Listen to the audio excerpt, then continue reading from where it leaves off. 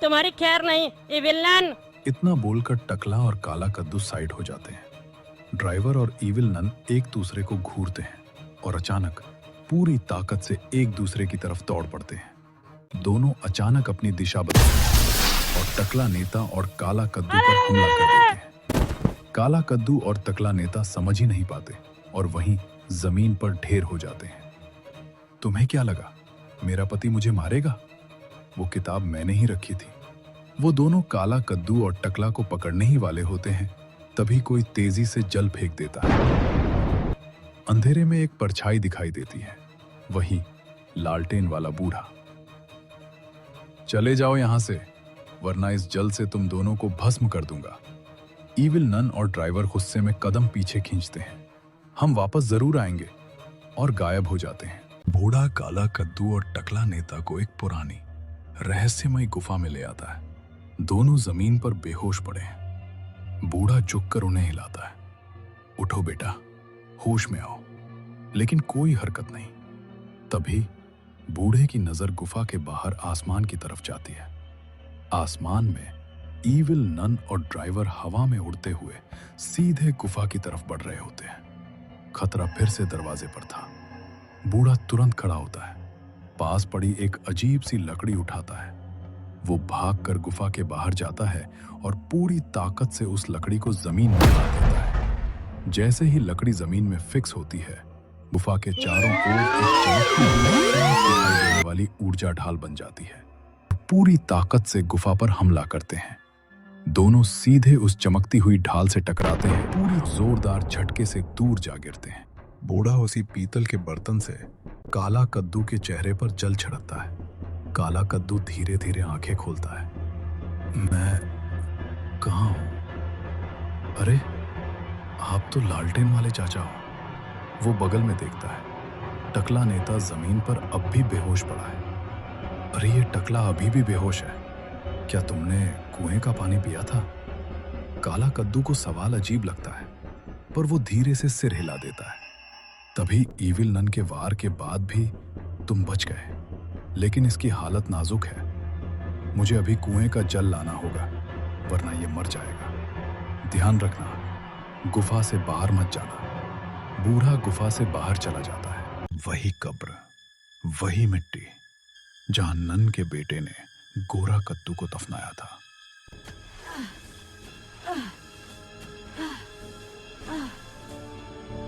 Evil nun कब्र के बगल में खड़ी है।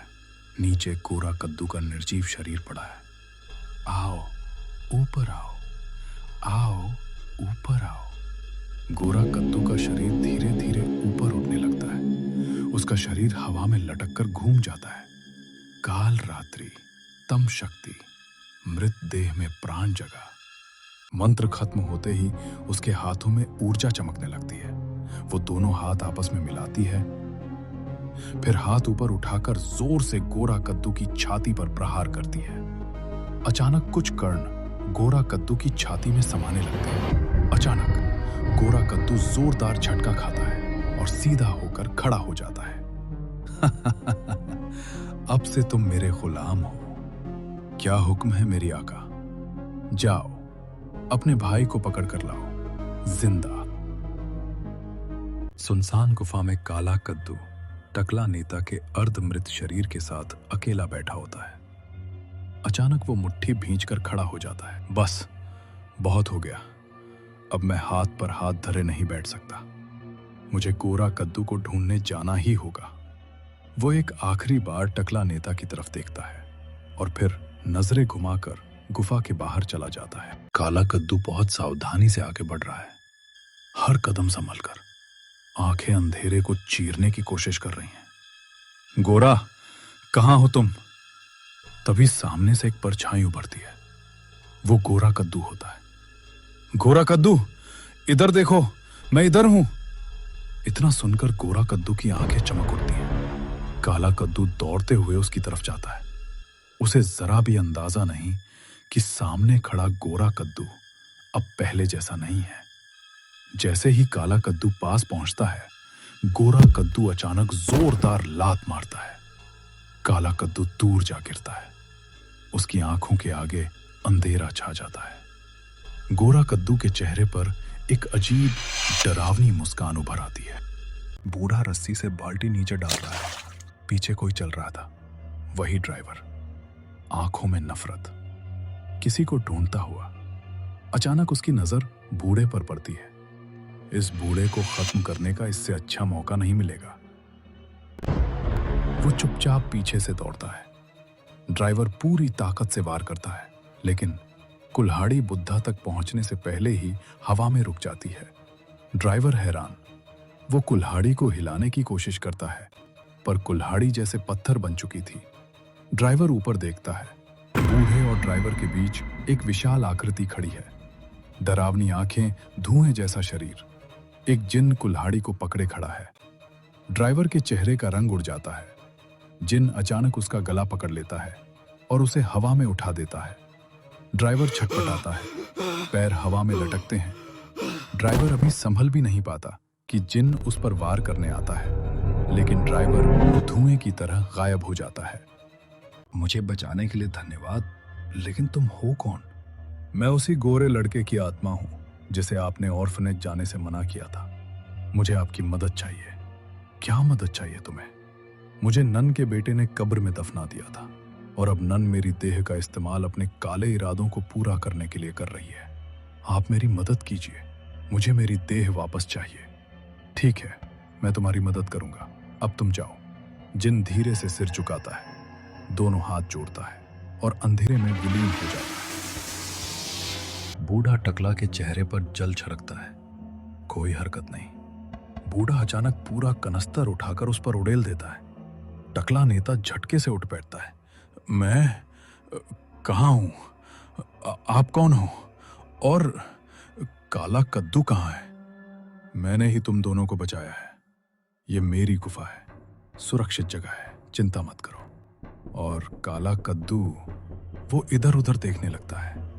मुझे नहीं पता वो लड़का कहाँ गया, लेकिन पता लगाना पड़ेगा। बुद्धा धीरे से अपना हाथ हवा में उठाता है। अचानक उसकी हथेली में जादू से एक चश्मा प्रकट होता है। टकला हैरान रह जाता है। बुद्धा वो चश्मा पहनता है। उसकी आंखों के सामने जैसे सारा दृश्य उभरने लगता है। कुछ पल बाद उसका चेहरा सख्त हो जाता है। वो चश्मा उतार देता है। वो लड़का बहुत बड़ी मुसीबत में है। जल्दी चलो, हमें उसे बचाना पड़ेगा।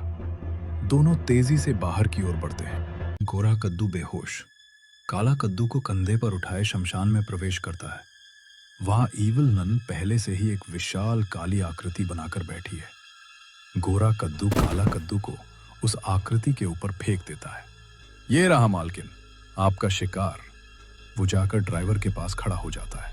उसी पल दौड़ते हुए बूढ़ा और टकला नेता शमशान में पहुंचते हैं। जैसे ही वे सामने देखते हैं, ईविल नन की काली शक्ति से काला कद्दू हवा में उठ चुका है। उसके चारों ओर खोपड़ियां गोल गोल घूम रही हैं। टकला दहशत में पीछे हटता है। बूढ़ा तुरंत हाथ उठाता है। उसकी हथेलियों से तेज प्रकाश निकलता है। उसकी शक्ति से काला कद्दू धीरे धीरे नीचे आने लगता है। ईविल नन कुर्राती है।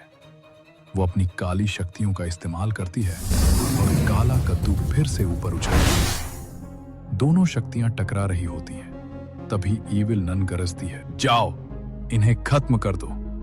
गोरा कद्दू तेजी से उनकी ओर दौड़ता है, लेकिन अचानक टकला नेता आगे बढ़कर उसे पकड़ लेता है।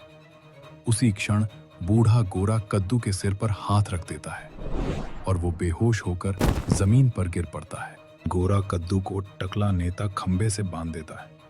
ये सब देखकर ड्राइवर का खून खौल उठता है। वो तलवार उठाकर उनकी ओर दौड़ पड़ता है। टकला नेता उसे रोकने के लिए आगे आता है, लेकिन ड्राइवर एक जोरदार हाथ मारता है और टकला जमीन पर गिरकर बेहोश हो जाता है। बूढ़ा तुरंत हाथ उठाकर अपनी शक्ति चलाने की कोशिश करता है, लेकिन उसी पल ड्राइवर अचानक गायब हो जाता है। शमशान में सन्नाटा। बूढ़ा इधर उधर देखने लगता है। अचानक ड्राइवर उसके पीछे प्रकट होता है। वो पूरी ताकत से तलवार का वार करता है, मगर तलवार बीच हवा में ही रुक जाती है। ड्राइवर हैरानी से ऊपर देखता है। वही जिन उसके सामने खड़ा है।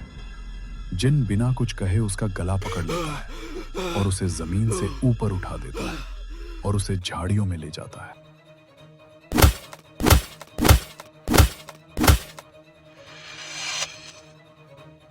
टकला नेता धीरे धीरे होश में आता है और देखता है बूढ़े की शक्ति कमजोर पड़ रही है और ईविल नन की काली शक्ति भारी होती जा रही है। वो पूरी ताकत लगाकर खड़ा होता है और दौड़ते हुए नन की तरफ झपटता है। वो जोरदार लात मारता है। ईविल नन दूर जा गिरती है। उसी झटके से काला कद्दू भी नीचे आ गिरता है। तुरंत उसके पास घुटनों के बल बैठता है। काला, आंखें खोल, सुन रहा है ना? तभी ईविल नन खड़ी हो जाती है। यही सही मौका है।